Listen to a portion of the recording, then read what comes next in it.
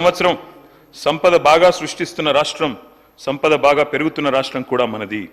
Corona ఈ దేశాన్ని అతలాకుతలం చేసినప్పటికీ కూడా రాష్ట్ర ఉత్పత్తిలో ఎక్కడా తగ్గుబాటికి కారణం కాకుండా ఈ రాష్ట్ర ప్రజానీకం, రైతాంగం, శ్రామికులు ఈ మహమ్మారి దాడిని కూడా తట్టుకొని పెద్ద ఎత్తున ఈ రాష్ట్ర ఉత్పత్తులను, సంపదను పెంచడం జరిగింది. ఇది బట్టి విక్రమార్క గారు ఆనాడు ఇక్కడ కూర్చున్నప్పుడు మాట్లాడిన మాట.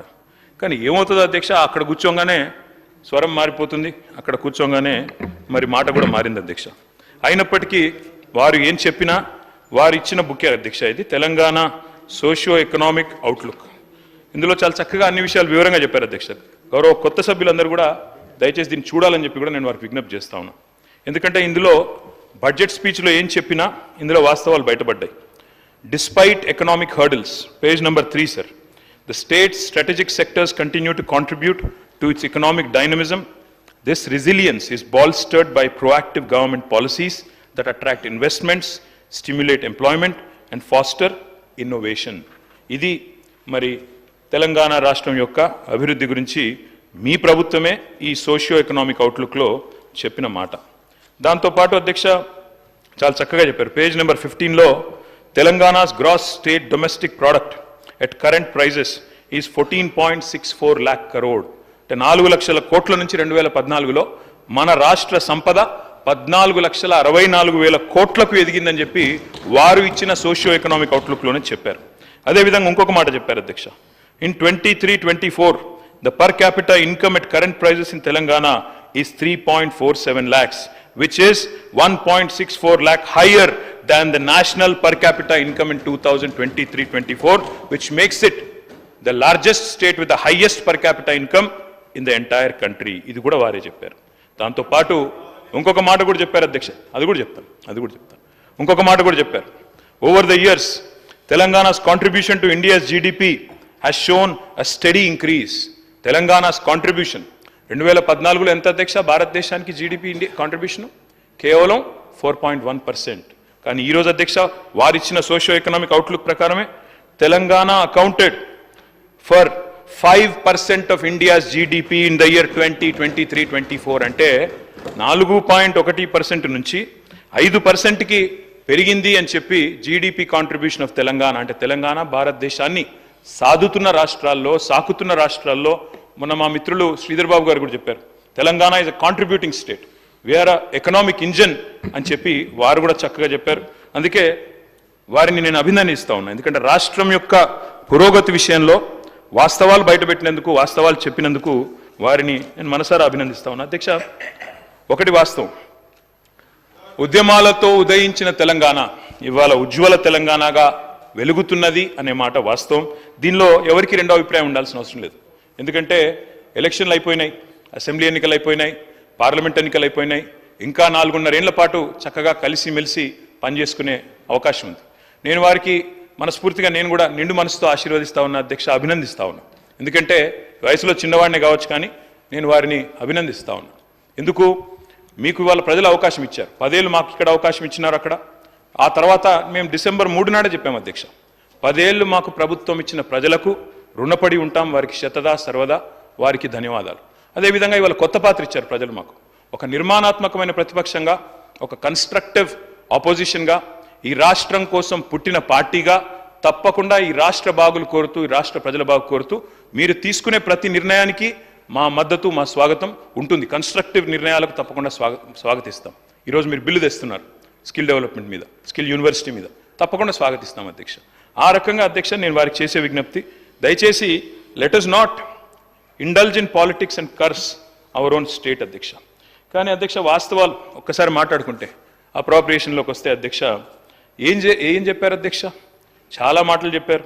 కానీ బడ్జెట్ చూస్తే ఏముంది అధ్యక్ష? ఈరోజు శుష్క ప్రియాలు, శూన్య హస్తాలు, గ్యారంటీలకు టాటా, లంకె బిందెల వేట, డిక్లరేషన్లు డీలా, డైవర్షన్ల మేళ, హామీ పత్రాలకు పాతర, శ్వేతపత్రాల జాతర, నిరుద్యోగుల మీద నిర్బంధాలు, జర్నలిస్టుల మీద దౌర్జన్యాలు, విమర్శిస్తే కేసులు, ప్రశ్నిస్తే దాడులు, నేతన్నల ఆత్మహత్యలు, ఆటో అన్నల బలవన్మరణాలు. ఓట్లకు ముందేమో అభయహస్తం అధ్యక్ష, ఓట్లు పడ్డాక ఈరోజు శూన్యహస్తం. మేనిఫెస్టోలో అరచేతిలో స్వర్గం, బడ్జెట్లో మాత్రం మోచేతికి బెల్లం, 3 తిట్లు, 6 అబద్ధాలతో కేవలం పొద్దున్న లేస్తే బట్టగాల్చి మీదేసే పనులు ఇందులో కనబడ్డాయి అధ్యక్ష.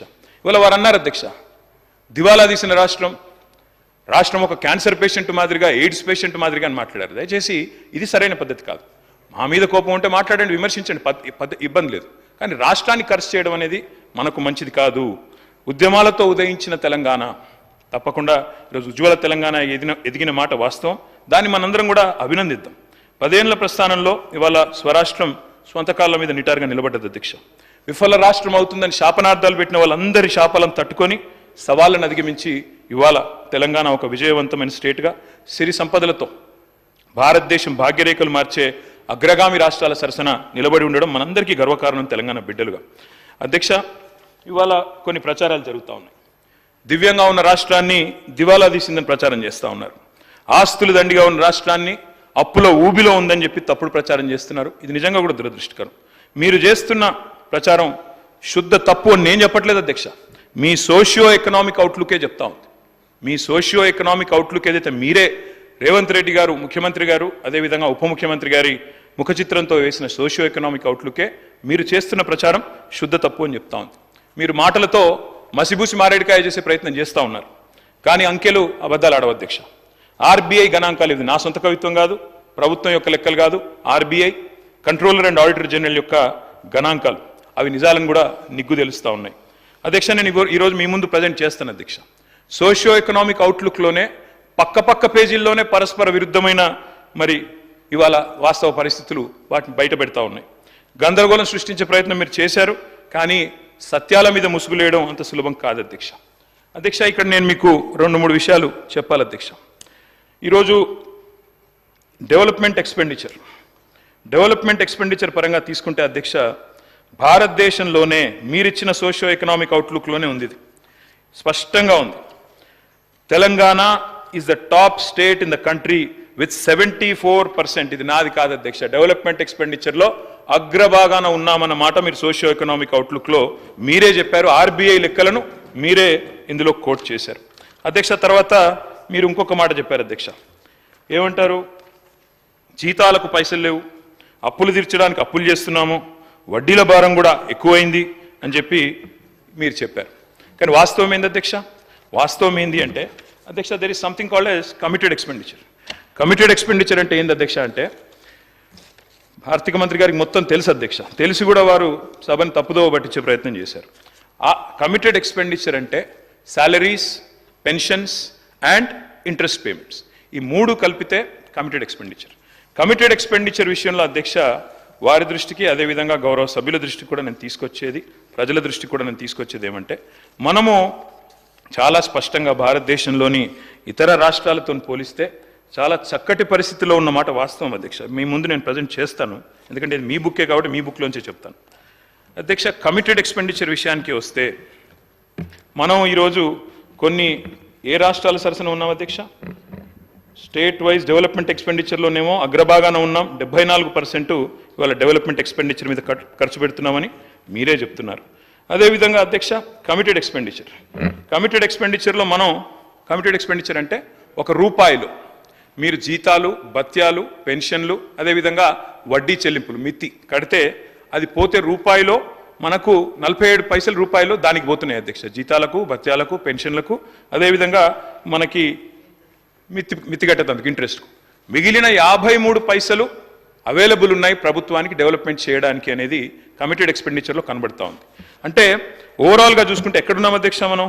ఈరోజు భారతదేశంలో కేరళ చూస్తే కమిటెడ్ ఎక్స్పెండిచర్ రూపాయిలో 82 పైసలు, హర్యానా రూపాయిలో 81 పైసలు, పంజాబ్లో రూపాయిలో 79 పైసలు జీతాలకు, భత్యాలకు, పెన్షన్లకు, అదేవిధంగా ఇంట్రెస్ట్ చెల్లింపులకు పోతుంది. వెస్ట్ బెంగాల్ 69 పైసలు పోతుంది రూపాయిలో, తమిళనాడులో 62 పైసలు పోతుంది, ఆంధ్రప్రదేశ్లో 61 పైసలు పోతుంది, వారు మొన్నటిదాకా నడిపిన రాజస్థాన్లో 59 పైసలు రూపాయికి.